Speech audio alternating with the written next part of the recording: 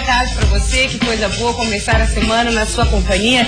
Gente, a gente começa com uma pergunta, o Olhares de hoje. Qual é o melhor jeito para sentar na cadeira e ficar em frente ao computador? A gente até sabe as posições corretas, mas será que estamos criando esse hábito no nosso dia a dia? Hoje um fisioterapeuta vai dar dicas bem legais pra gente. Tem que prestar sempre atenção, né, Tainá? Encolhe a barriga, coluna reta. Nem sempre é fácil incorporar isso no nosso dia a dia corrido. Eu tava ali te observando, amor, eu tava sentada direito. Pelo menos para começar o programa dele. Que bacana, legal. Boas dicas a gente vai receber hoje aqui então. E a gente vai falar também, esse final de semana aconteceu o concurso Soul Funk, que foi promovido aqui pela Band de Santa Catarina. E quem vai estar com a gente hoje é a revelação do funk catarinense, que vai bater um papo. O vencedor. Espero que dance, que cante, que faça tudo que tem direito. Que legal, quero conhecer muito. Um alerta para os pacientes e familiares de pessoas internadas nos hospitais da Grande Florianópolis. Golpistas estão pedindo dinheiro por telefone para a realização de exames. E hoje é o último dia para proteger as crianças contra a poliomielite. Pais que ainda não levaram os pequenos de 6 meses aos 5 anos para tomar as gotinhas, é melhor correr essa tarde para o posto de saúde. A gente adora também aqui no Olhares trazer informações sobre alimentação saudável. E hoje o assunto é o perigo do chamado efeito sanfona. Sabe, Tainá, aquele engorda, emagrece? Pois é, uma nutricionista vai nos contar como evitar isto. E a gente vai conversar também com integrantes da melhor banda cover de Pink Floyd no país, gente. Eles fazem show de estreia da nova turnê, que vai ser aqui em Florianópolis. Vamos conhecer o projeto que está levando leitura aos usuários do transporte coletivo de Joaçaba. A ideia é ocupar o tempo enquanto se espera o ônibus com uma boa leitura. E uma informação preocupante, o berbigão está desaparecendo do nosso litoral. O que será que está acontecendo? A nossa equipe pegou o barco e foi acompanhar especialistas que estão tentando descobrir a resposta. Fique com a gente, o Olhares está só começando.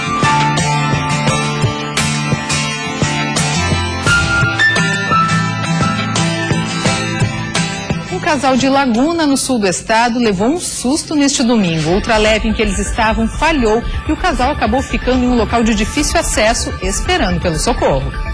Ao ver que o ultraleve estava apresentando problemas, o casal pousou em uma lagoa com mais de 3 metros de profundidade. A aeronave de pequeno porte estava com defeito na bomba de água e não conseguiu mais decolar. Foi preciso a ajuda dos bombeiros que utilizaram jet ski. O ultraleve era adaptado para pouso na água, mas um rompimento no casco fez com que ele começasse a afundar. O piloto de 69 anos conseguiu conduzir a aeronave até um local de vegetação enquanto aguardava pelo socorro. O casal não sabia nadar. O incidente foi registrado na Praia do Sol, em Laguna, próximo ao aeroporto, por volta das 10 horas da manhã. Nenhum dos ocupantes do ultraleve precisou ser encaminhado ao hospital. A Secretaria de Saúde do Estado alerta que quadrilhas estão usando o nome de hospitais e profissionais ligados à rede pública para aplicar golpes em pacientes das unidades. Nas últimas semanas foram utilizados os nomes dos hospitais Florianópolis, Regional de São José e Celso Ramos, todos aqui da Grande Florianópolis. Os golpistas ligam para os pacientes ou familiares, identificam-se como supostos médicos e cobram um depósito de valores em conta para a realização de exames. A Secretaria de Saúde informa que nenhum profissional ou unidade realiza esse tipo de conduta e que a orientação para quem receber alguma ligação deste tipo é comunicar imediatamente às direções dos hospitais ou então à polícia. Encerra hoje a campanha de vacinação contra a poliomielite. Santa Catarina lidera o ranking nacional de imunização, mas mesmo assim, em alguns municípios, muitos pais ainda não levaram os pequenos para receber as gotinhas. Crianças entre 6 meses e 5 anos de idade precisam tomar a dose disponível nos postos de saúde. Dias que os pais tiveram para vacinar as crianças. Até agora, Santa Catarina liderou o ranking nacional de imunização, com mais de 60% das crianças imunizadas, totalizando 21 mil doses aplicadas. No Brasil, esse índice é de 44%. E de acordo com a Secretaria de Saúde, Chapecó conseguiu imunização de 60% das crianças entre 6 meses e 5 anos, que fazem parte do grupo de risco. A imunização contra a pólio é feita via oral pelas gotinhas. A poliomielite também é conhecida como paralisia infantil, uma doença grave provocada por um vírus. O último caso registrado no país foi em 1989.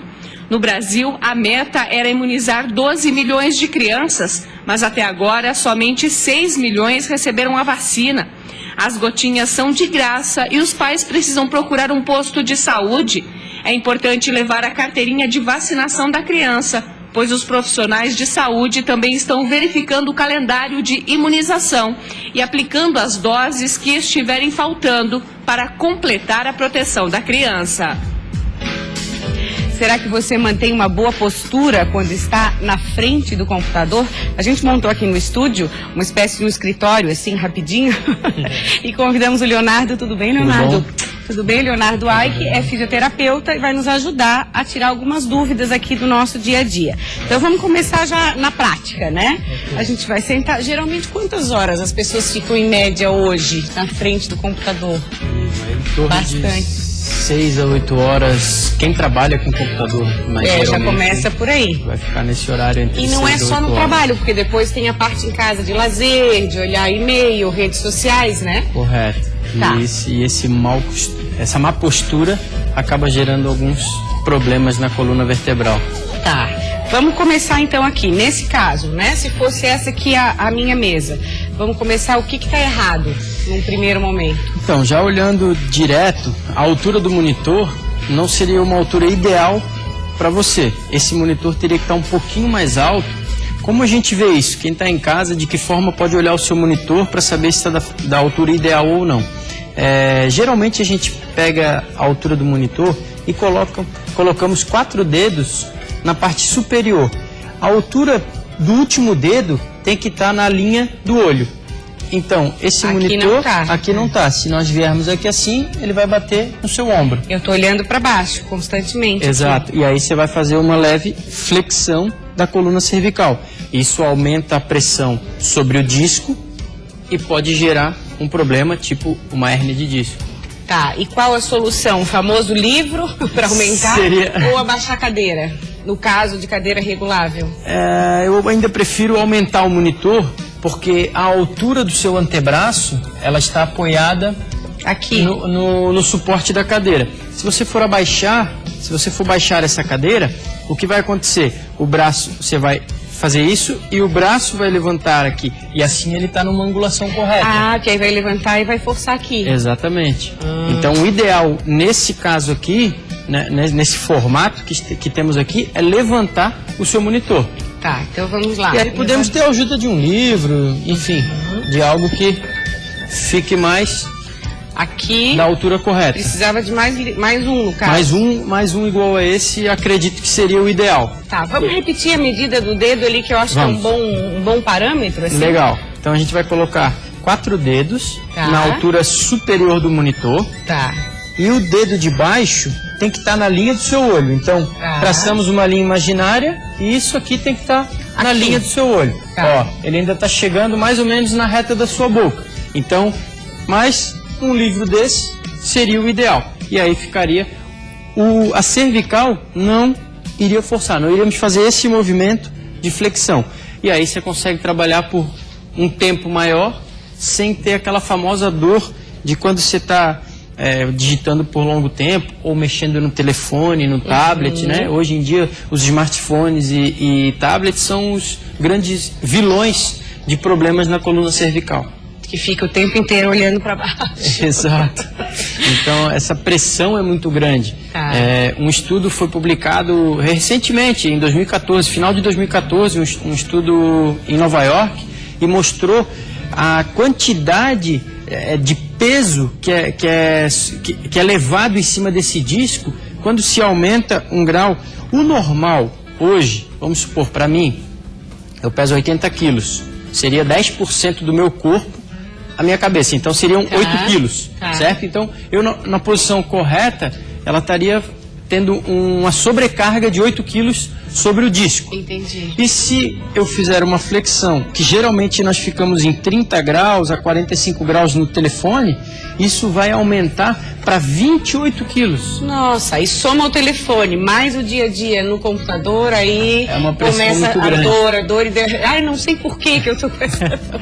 Exatamente. No caso dos braços, Leonardo, aqui, a distância aqui tá certa? Tá legal, tá certo. O ideal sempre é procurar uma cadeira com um apoio de antebraço. Tá. Igual essa que você está sentada. Perfeito. Então, seria o mais correto ainda uma cadeira com um aumento um pouquinho maior desse encosto posterior. Para estar mais apoiada. Isso, exatamente. Porque aqui ela está encostando até meio da torácica. Tá. E a parte superior da torácica e cervical aí não estão tendo esse apoio. Porém, essa dá para se ter, mas não é a correta para você ficar por 6 a 8 horas. Tá, o ideal é um encosto maior, que eu posso estar mais firme aqui. Consequentemente, eu vou estar mais reta também aqui no abdômen, né? Isso. É sempre importante lembrar de mantermos o abdômen com uma contração da musculatura, principalmente quando for fazer movimentos. Você está digitando e precisou pegar algo na lateral da mesa, onde vai ter que girar, vai ter que fazer esse movimento. Isso. Vou pegar aqui. E aí você contrai o abdômen. Sempre mudanças de posturas. Ou vou pegar alguma coisa aqui atrás. Contrair o abdômen. Porque aí eu fico mais firme com a coluna? Aí ela vai manter a coluna mais estável. Entendeu? E quando você for passar também da posição de sentada para em pé, contrai o abdômen. Então já vamos contrair já. Aliás, eu estava pensando aqui durante a entrevista que essa coisa de ficar sentada e com o abdômen contraído, ficar retinho, tem tudo a ver com quando a gente vê no show, eles estão lá, assim, horas de espetáculo e não saem da postura correta. Exato, tem que cuidar bastante da postura. Eu quero saber como é que eles treinam, como é que eles conseguem, porque a nossa próxima entrevista tem a ver com piano, né, Tainá? Legal. Agradeço muito a sua presença. Leonardo, até a próxima. Obrigada. Agradeço. Obrigado. Maria, eu ia fazer exatamente essa pergunta para eles. A gente já estava aqui batendo um papo sobre isso. Eles já estavam aqui me contando que a postura ela tem que ser correta, até porque a mão corre de um lado para outro, né? E se a postura não estiver de uma forma adequada, isso prejudica, não prejudica vocês? Prejudica, com certeza. A boa técnica pianística, ela consiste em você utilizar bem o seu corpo para manusear o instrumento, né? E uma postura descuidada, uma postura relaxada demais não permite com que você chegue bem nas teclas e utilize a sua força e o seu peso. Às vezes as pessoas pensam que tocar piano é só com os dedos, mas nós utilizamos o corpo todo, né? O peso do corpo para tirar sons mais fortes, sons mais, às vezes, agressivos, enfim. Então, realmente a gente vê, né? Exatamente. É um movimento que vocês fazem do corpo mesmo. Não é algo estudado, né? Não é algo assim que é feito pela exibição do espetáculo, enfim, os pianistas eles precisam fazer esse movimento para adquirir determinada sonoridade. Bacana, eu tô aqui, gente, com o Alexandre e o Guilherme, a gente já tá vendo imagens aí do show deles. Piano Agitato é o nome da dupla? É o nome do CD. É o nome do CD? Isso. Ah, a gente tá vendo ali. Vocês estavam me contando que vocês fazem espetáculos com 2 pianos, que isso é muito difícil. Que um espetáculo assim com um piano a 4 mãos já é mais normal. Exatamente, isso. Nós formamos o duo de piano a 4 mãos, enfim, desde a época da faculdade, né, Guilherme? Não faz muito tempo, vocês são super novos. Não, obrigado. Bem, e na faculdade havia matéria em que nós tínhamos a música de câmara, né? Na UDESC, nos formamos na UDESC, em que você precisava acompanhar um outro instrumentista, né? É uma divisão, a gente chama de dividir a música, né? Então você acompanhava um violinista, enfim, e nós, nessa matéria, nós resolvemos fazer piano a 4 mãos. Um piano, né, e 2 pianistas tocando ao mesmo tempo.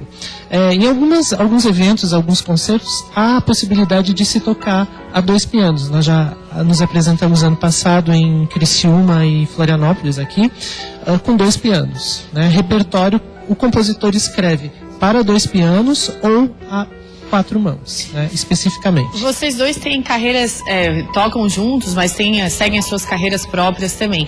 Tocar junto é um desafio? Precisa ter uma sinergia, uma sintonia? Como é que é, Guilherme? Tocar junto é um desafio em alguns pontos, pois é diferente de tocar individual, né? Normalmente, para se tocar individual, o repertório para piano solo exige do pianista muita destreza, exige do pianista o extremo do que ele consegue de virtuosidade ou de técnica, ao passo que tocar em conjunto exige do pianista tocar sabendo ouvir. Essa sinergia que você falou, eu saber acompanhar, saber tocar junto, saber equalizar o som no piano, né? Porque os pianistas estão lá divididos, alguns com as teclas mais graves, outros com as teclas mais agudas, e fazer essa combinação funcionar bem. Então, existe uma diferença. Claro que tem que saber tocar piano, isso é independente. Mas para fazer música de câmara, né, que é música em conjunto, tem que treinar um pouco essa característica. Tocando em conjunto, a liberdade fica mais restrita, né? Então você tem que saber dosar essa liberdade para poder fluir, como você disse, a sinergia. É uma troca, né? Exatamente. É uma troca, né? Exatamente. Os dois têm um espaço e no final a sonoridade é o que importa, né? Isso. O discurso musical, o que o compositor escreveu, a gente busca essa sonoridade. E é um espetáculo a 4 mãos, as músicas que vocês escolhem são músicas apropriadas para isso, acredito eu, né? São. Como a gente citou agora há pouco, são peças que foram escritas para piano a 4 mãos. Ao contrário do que muitas pessoas às vezes acreditam, na verdade, o piano a 4 mãos, essa prática de piano a 4 mãos já existe desde o século XVIII, até antes, porque era um hábito se tocar em casa, ainda mais... A mãe, o filho, enfim, a família, ainda mais numa época onde não se ouvia música gravada, onde você queria ouvir uma música, você tinha que tocar ou cantar, porque não tinha aparelho de CD, não tinha vinil, não tinha DVD, então se tocava muito. Muita gente tinha o piano em casa e fazia isso, então os compositores escreviam muito a piano a 4 mãos. Bacana. Meninos, para finalizar, eu tô aqui com o CD em mãos, vocês vão lançar amanhã, convidem todo mundo, onde vai ser, que horas? Então, pode olhar lá. Amanhã, às 21 horas, no Teatro do SIC, entrada franca e a distribuição gratuita do CD para quem for nos prestigiar. Incrível, tem que chegar um pouquinho antes então, Exatamente. né? Esse concerto, essa série de apresentações, ela é viabilizada pela Prefeitura Municipal de Florianópolis, pela Lei Municipal de Incentivo à Cultura, Fundação Franklin Cascais, e tem o apoio da Softplan. Meninos, obrigada pela participação de vocês. Eu sei que vocês fazem trabalhos em escolas, formando aí um novo público, isso é muito bacana. Bom show para vocês amanhã, entrada gratuita no SIC às 9 horas da noite, não pode perder. Obrigado pela oportunidade de divulgar nosso trabalho. Obrigado, Tainá. Aguardo todos lá, vai ser muito legal. E ainda tem a distribuição do CD gratuita. Legal, brigadão, viu? Adorei. Meninas, o som é maravilhoso, né? Realmente, lindo mesmo. Sucesso aí pra dupla. E depois do intervalo vamos conhecer o projeto que está incentivando a leitura entre os usuários do transporte coletivo de Joaçaba. E ainda reeducação alimentar para combater o efeito sanfona, aquele, Karina, engorda, emagrece, que acaba prejudicando o nosso organismo. E tem também um bate-papo com o funkeiro Revelação de Santa Catarina. Não saia daí que a gente volta já já.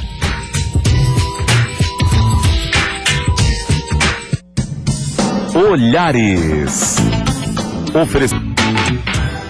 Programa Olhares de volta, eu vou contar pra vocês que o evento Soul Funk, que descobriu aí, elegeu o cara do funk catarinense, foi um sucesso, aconteceu esse final de semana, promovido pela Band Santa Catarina.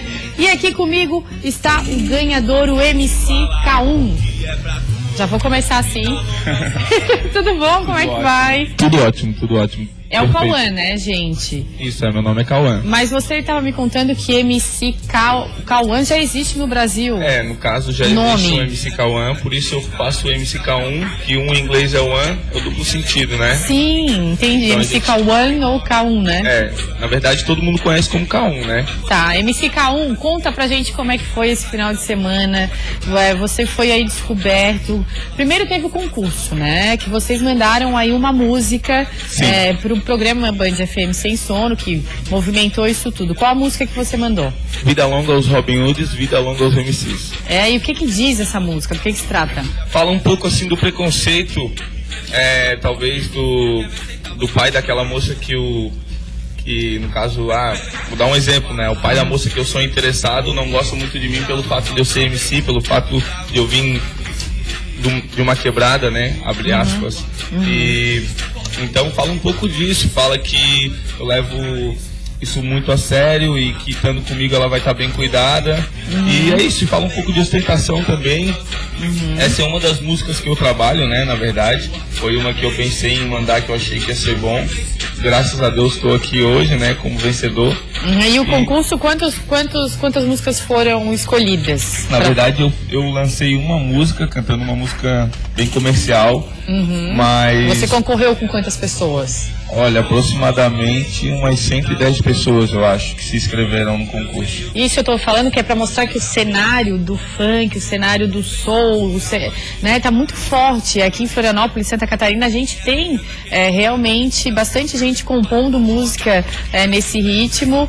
E aí você foi aí eleito nesse final de semana. Como é que foi isso? Como é que foi na hora? Aconteceu uma balada aqui em Florianópolis, né? Uma balada. Isso, foi na 7, foi o show nacional do Sapão e da Lesha. E eu particularmente eu já tô no funk há 4 anos, né? Subir no palco pra mim hoje em dia é tranquilo, entendeu? O que eu posso te dizer é que eu tô assim impressionado com o que a Band fez, com que tudo que tá acontecendo pra mim, isso nunca existiu, né? Essa então, visibilidade. E esse apoio, querendo ou não, né? Então eu tô muito feliz, só tenho a agradecer a Band, ao Band Sem Sono, a todo mundo que votou em mim, todo mundo que apoiou, a minha família, meu DJ. Então só tenho a agradecer a todo mundo e principalmente a Band e a Deus, né? Acima de tudo. E agora tá preparado pro que vem aí adiante? Você, como falou, já tá 4 anos aí no cenário. Ou seja, já entende um pouco como é que é esse mercado, né? Sim. Mas a abertura é um pouco maior agora, né? Você acredito que agora vai dar um up, assim, né, vamos dizer, né? Mas é como eu te falei, eu pretendo agora sair de Santa Catarina, é o que eu espero, assim, sair um pouco mais. Já cantei pra fora, já cantei no Paraná, já cantei em São Paulo, gravei um CD em São Paulo, isso há 3 anos atrás, voltei pra Florianópolis. E agora o trabalho continua, só que eu acredito que com um peso maior, né? Pra encerrar, canta só um pedacinho da música que foi escolhida, a gente tá escutando aí de fundo. É assim, vou te falar que é pra tu ouvir, vida longa aos Robin Hood, vida longa aos MC. Eu sei o que faz tua filha feliz, foto comigo no Face, o diamante no nariz. É mais ou menos isso aí. Quase fiz aqui um beatbox. Verdade. Querido, obrigada. Parabéns, mais sucesso, um prazer te receber aqui. A gente espera que toque muito nas bands de todo o país, que o sucesso venha. Que Deus abençoe, amém. Porque já dá vontade de dar uma dançada, não dá não, Maria? Dá uma vontade de levantar do sofá e dançar já. Obrigada. Obrigadão. Karina, eu falei pra Maria, mas é a Karina agora. É isso aí, da música a gente vai pra literatura. Esperar o ônibus às vezes é cansativo e demorado, não é mesmo? Pensando nisso, estudantes de Joaçaba tiveram uma ideia: otimizar esse tempo e ainda incentivar a leitura. Foi aí que surgiu o projeto que está espalhando livros pelos pontos de ônibus e também locais públicos da cidade. Presente na vida de muitas pessoas, o ônibus é um meio de transporte muito utilizado. E além do tempo que se passa dentro desse meio de transporte, há também o tempo de espera. Mas aqui em Joaçaba, esse tempo de espera no ponto de ônibus tem sido muito mais prazeroso. Isso porque existe a casinha da leitura. Trata-se de uma casinha feita em madeira. Nela estão livros de diversos gêneros literários à disposição da população. O material foi doado por esta Escola Municipal de Joaçaba, onde o projeto foi idealizado. A Jussara é uma das professoras que coordena o projeto. Jussara, como é que surgiu essa ideia? A ideia surgiu exatamente para fomentar a leitura na escola, no espaço escolar e fora dos muros da escola. Então nós iniciamos com primeiro a escolha de contos, que os alunos fizeram a leitura, depois fizeram o resumo desses contos e a partir disso fizeram a contação de história, que depois foi para as empresas dos pais, onde eles contaram as histórias que eles leram, e depois nós pedimos a doação dos livros para a comunidade escolar nossa, que é composta então por alunos, pais e professores. E foi uma grata surpresa que nós recebemos muitos livros de doação. E esses livros então foram para as casinhas que estão sendo colocadas nos principais pontos de ônibus da cidade de Joaçaba. As casinhas estão instaladas há cerca de uma semana e surpreenderam os usuários do transporte coletivo. Para passar o tempo é bom, porque às vezes a gente fica no ponto de ônibus aqui esperando, né? Uma meia hora mais ou menos, daí passa o tempo. Pra gente se entreter, passar as horas aqui, né? Já que tá esperando a hora. A ideia da escola é expandir o projeto para outros locais de grande circulação de pessoas. E não importa se será possível ler uma ou várias páginas. O objetivo é que a leitura possa se tornar cada vez mais um hábito. Tá Novos autores terão oportunidade de participar de um projeto voltado para a criação de textos dramáticos e encenação. É o projeto Boca de Cena, com a presença do dramaturgo argentino Alfredo Menna, que aconteceu em Joinville recentemente. Amanhã começa em Florianópolis. Ele está aqui conosco, um prazer recebê-lo. Seja bem-vindo, Alfredo. Muito obrigado. Tudo bem? Tudo bem. E também o Afonso veio com a gente, que é técnico de cultura do SESC, que está promovendo essas oficinas. Um prazer recebê-lo. Igualmente, muito obrigado pela oportunidade. Então, é uma oportunidade para pessoas que têm talento ou que querem aprender a escrever peças para o teatro. Porque geralmente quando a gente fala em teatro, a gente pensa no palco, atores e atrizes. Dessa vez é para quem está nos bastidores mesmo, onde tudo começa, escrevendo a peça. Sim, é para gente que queira escrever, mas podem vir atores, diretores ou gente que escreva literatura, contos. Está aberto, digamos, à comunidade. É um curso bastante intenso, são 3 dias, você estava falando, 12 horas por dia. Sim. Conta um pouquinho da proposta. São 4 horas por dia, 12 horas em total. Ah, tá. 12 horas total. Mas há tarefa entre um dia e outro. Tá. La idea es que todos los alumnos en los 3 días terminen escribiendo una peça breve. Tá. Quando fala numa peça breve, quanto tempo? Una peça que no más de 6, 7 minutos en escena. Tá. E qual gênero? Algum gênero específico ou não? Não há gênero específico. Tá. Vale comédia, drama, qualquer tema. Bacana. Como é que se faz para se inscrever? Ainda dá tempo? Começa amanhã em Florianópolis? Ainda dá tempo. Começa amanhã a partir das 18 horas em Florianópolis. Basta ir ao Sesc da Prainha, né? E inscrever.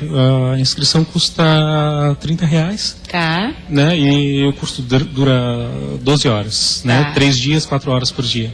Tá. Afonso, você foi aluno do Alfredo, já estou sabendo. Então, com quantos anos você foi? Então, o Alfredo tem uma relação muito próxima com o Brasil e dá esses cursos há muitos anos. Faz pelo menos uns 10 anos. Tá. E você estava comentando da experiência que foi um divisor de águas na sua carreira. Conta um pouquinho. O Alfredo é um dramaturgo super importante na Argentina e tem um método de trabalho muito forte e muito exigente.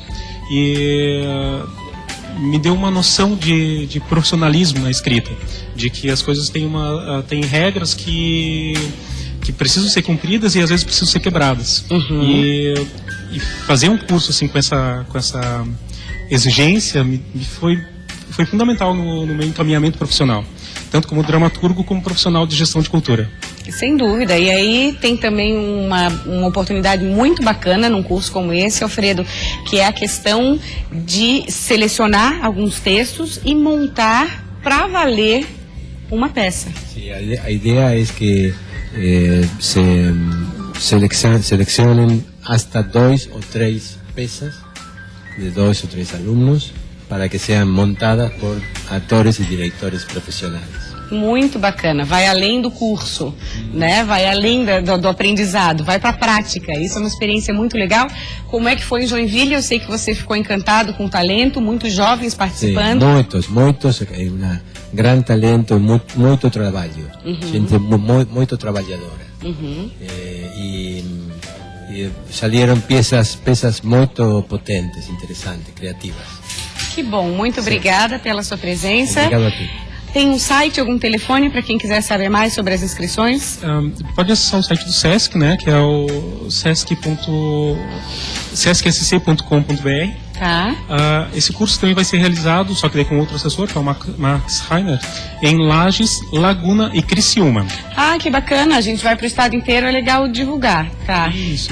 E a partir de amanhã com o Alfredo Menha aqui no Sesc Florianópolis, né, o Sesc Prainha. É só ir até a central de atendimentos e fazer a sua inscrição lá. São as últimas vagas, acho que se não me engano as últimas 4 vagas. São vagas limitadas, claro, até para ele poder dar atenção, não pode abrir muito, né? Sim.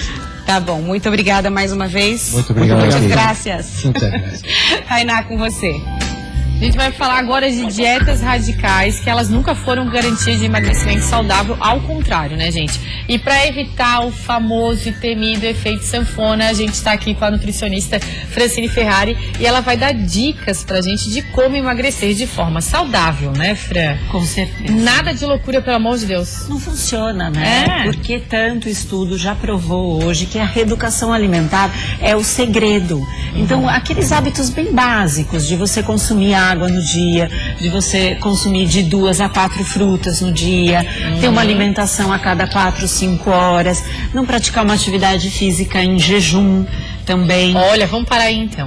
Uma época foi moda, né? Há pouquíssimo tempo, inclusive vi saindo em revistas, pratique atividade física ao acordar, né? Acorda, faz alguma coisa, dá uma caminhada, faz uma corrida e depois vai se alimentar. Não tem como. A divisão da pirâmide alimentar, que é um guia alimentar que está disponível à população brasileira, né, através dos órgãos governamentais, ela deixa claro que antes de uma atividade física você tem que ter principalmente uma fonte de carboidrato. Então é um cereal, um produto integral, um pão integral de preferência, um farelo de aveia.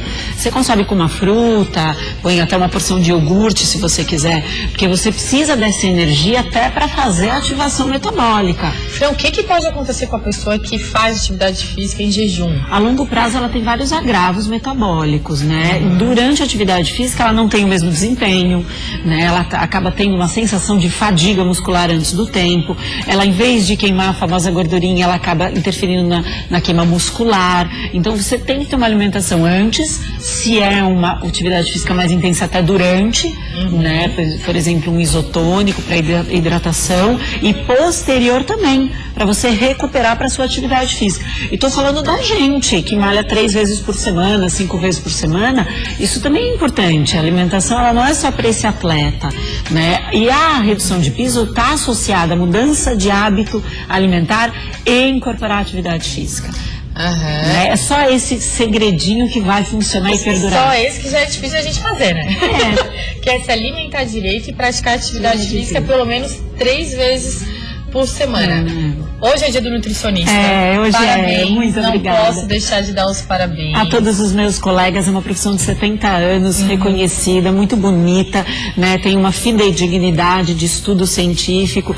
Aí, por isso, a importância até de você ter um profissional agregando, assim como qualquer outra especialidade, né? E para evitar, a gente está falando do efeito sanfona, né? Sim, com certeza. As pessoas que elas têm dificuldade de emagrecer, muitas vezes recorrem a remédios. Sim. Aí o efeito sanfona aparece. Porque depois que ela para de tomar o remédio, ela duplica. Ela duplica o tamanho. Isso. O interessante é que a medicação, a gente não precisa ser contra, claro, ela faz parte hoje.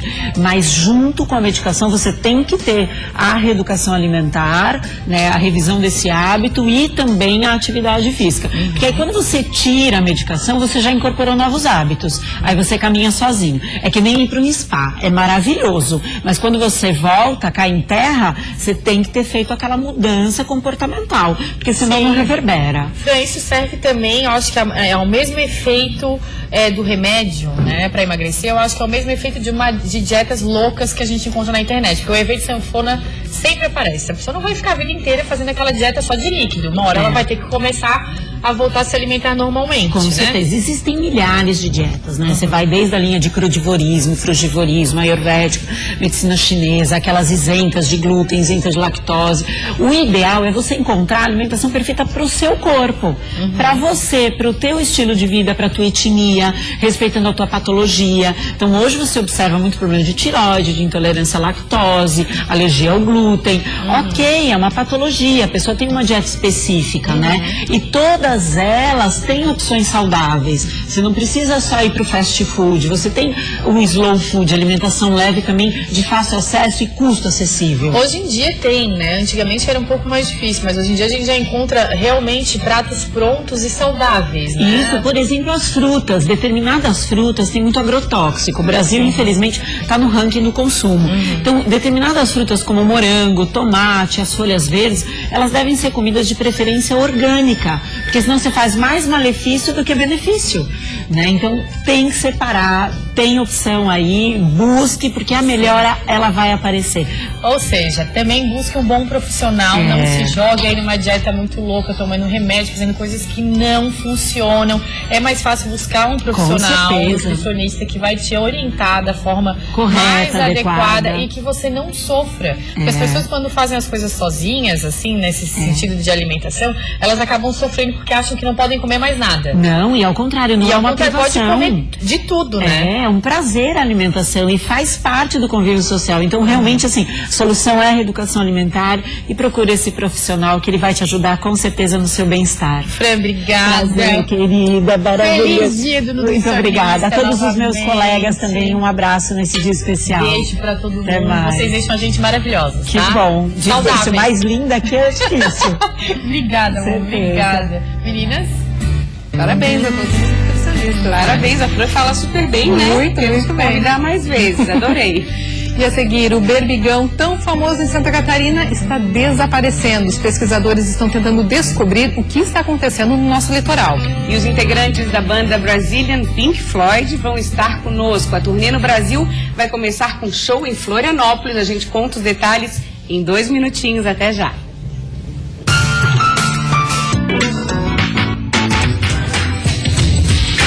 Estamos de volta, 1h48 e o berbigão, tão famoso em Santa Catarina, está desaparecendo. Extrativistas da costeira do Pirajubaé estão retirando cascalhos de áreas de cultivo com o objetivo de salvar o molusco da Baía Sul da capital.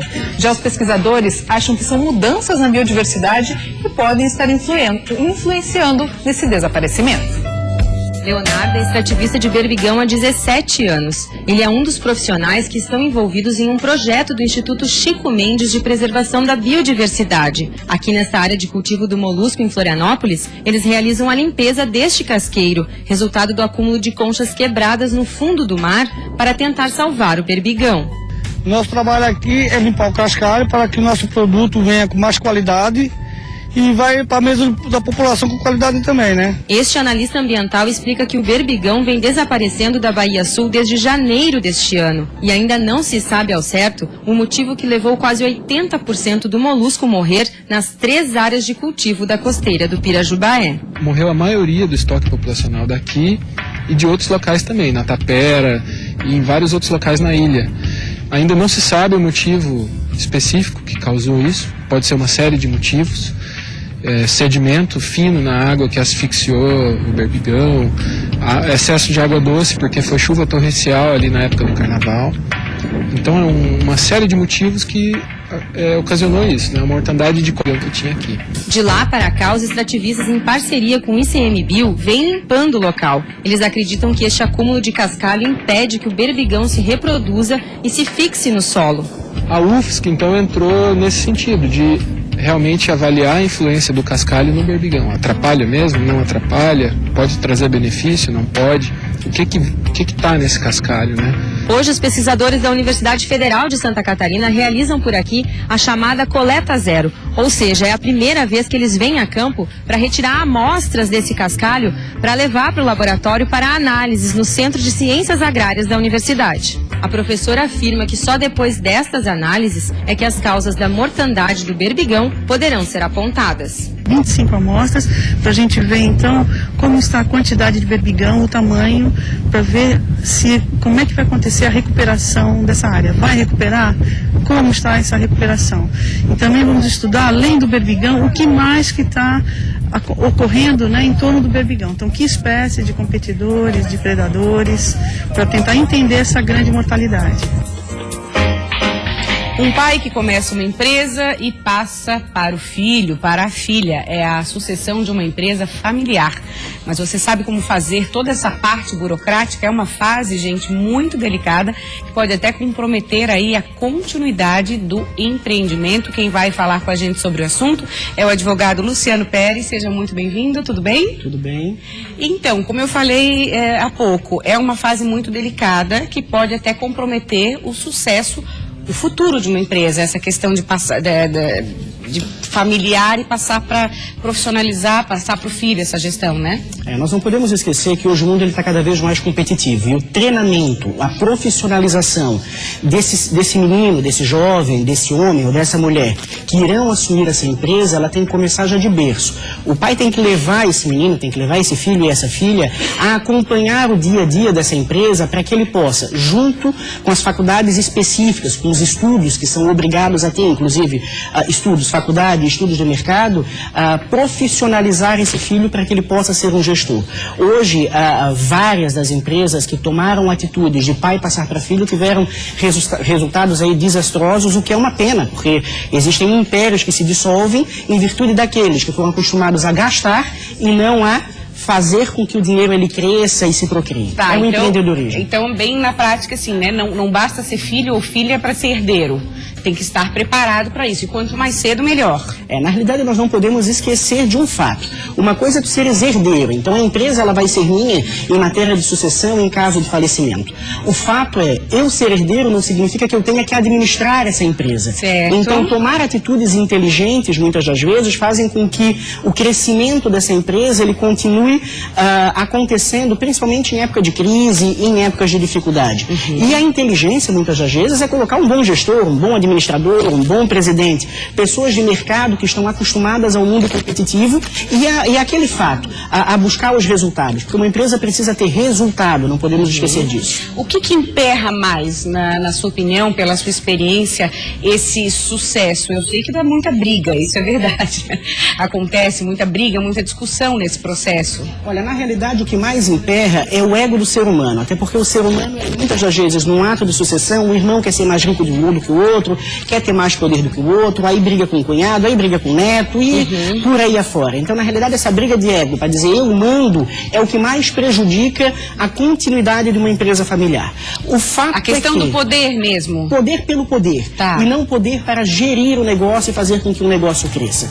Não se pode esquecer que os filhos, eles têm os mesmos direitos. Uma coisa é direito à herança, uma coisa é direito à divisão de lucros. Mas essa empresa, para que gere alguma herança ou para que gere algum lucro, ela primeiro precisa ser muito bem administrada. E essa administração, ela tem que ser dada àquele filho que realmente tem condições de fazê-lo ou ao gestor e ao administrador que vai ser contratado para dar essa continuidade. Tem que ter muito critério, sem dúvida. Eu peguei um dado de que 10% das empresas sobrevivem somente até a 4ª geração. Pouquíssimo, né, doutor Luciano? Basta nós olharmos os impérios que nós tínhamos nos anos de 1900, hoje esses impérios praticamente sumiram. Aqueles que foram criados há 50 anos, ainda que estão fortes, estão na mão do seu respectivo gestor. Poucos jovens e filhos foram preparados para administrar o dinheiro e fazer com que esse dinheiro ele cresça. A maioria só sabe gastar, o que é uma verdadeira pena. Nesse caso, vale então uma consultoria para fazer um processo bastante transparente, bastante com o pé no chão, vale? Com certeza. A profissionalização, a contratação de consultores, de administradores, contadores e advogados, ela não significa um custo para uma empresa, e sim um grande investimento que ele é visto a médio e longo prazo com resultados fantásticos. Santa Catarina é um polo de excelentes gestores, não é o fato que nessa crise Santa Catarina continua crescendo pela própria inteligência do povo catarinense, o que é super gostoso de nós dizermos que nós vivemos no primeiro mundo do Brasil. Dá orgulho, né? Com certeza absoluta. Obrigada, doutor Luciano, mais uma vez pelos esclarecimentos. Quero saber se você é fã do Pink Floyd. Olha, não só fã, como sou fã do Júnior, que conheço desde pequeno, começou caminhando e tocando ao mesmo caminho, de família maravilhosa, e todo sucesso para ele merece. E esse reencontro foi agora aqui nos bastidores. Fazia quanto tempo vocês não se viam? Mais de 25 anos. Acompanho a irmã dele, somos amigos de infância, é um menino brilhante. Que bacana! Todo sucesso. Tainá, vai estar no show aqui já. Bom, com certeza absoluta. Então tá, eu conheço ele aqui como Baba, não como Júnior, tá? Baba Júnior. Baba Júnior. Gente, ele falou eu sou o Baba, ele falou eu sou o Júnior, é a mesma pessoa? Será, gente? Eu vou conversar com a melhor banda cover de Pink Floyd do país. É considerada a melhor banda cover. Eu tô aqui com a Brasília, o Pink Floyd, que anuncia turnê aí para 2015 e 2016 com show de estreia aqui em Florianópolis. Baba. Opa. Tudo bom? Tudo bem. Como vai? Você? Rodrigo. Passa para ele o microfone. Cristiano. Gente, o Pink Floyd, ele é uma banda de um renome, de um sucesso, de uma história absurda, né? Eu nasci escutando Pink Floyd por causa do meu pai, da minha mãe, enfim. E é uma sonzeira, e vocês serem consideradas a melhor banda cover do país, olha, meus parabéns. Como é que isso aconteceu? Vocês tocam juntos há muito tempo, né? Faz 15 anos que a gente toca. O Brazilian Pink Floyd é um projeto da banda Coda. E desde então a gente vem dedicando todo o esforço para alcançar isso, que na verdade é uma digamos assim, é uma inspiração pessoal dos músicos, né? Acima de tudo nós somos fãs do Pink Floyd, então aí fica fácil. Mas aí, nessa questão sonora, né? Vocês são uma banda cover. Como é que isso se dá? Vocês estavam conversando comigo antes que vocês têm instrumentos similares aos da banda. Isso é super importante, né? Para chegar nessa sonoridade parecida, né? Que seja. Sim, o Brasil, né? Os músicos, os instrumentos que a gente utiliza, né? São similares aos do Pink Floyd, né? Então, justamente para aproximar, né? A sonoridade da banda, né? Então, o Rodrigo, ele tem 2 teclados bem famosos, né, que é o Hammond e o Kurzweil, que os tecladistas do Pink Floyd utilizam, né? Nosso guitarrista tem uma guitarra, uma Fender, com a mesma captação, com os mesmos detalhes do David Gilmour. Então isso, com os equipamentos que a gente utiliza, a gente consegue aproximar, né? Mas isso com toda uma produção também, né? Toda uma tecnologia que a gente utiliza no show. Vocês estavam falando aí, o que é essa questão da tecnologia no show? Quero entender isso.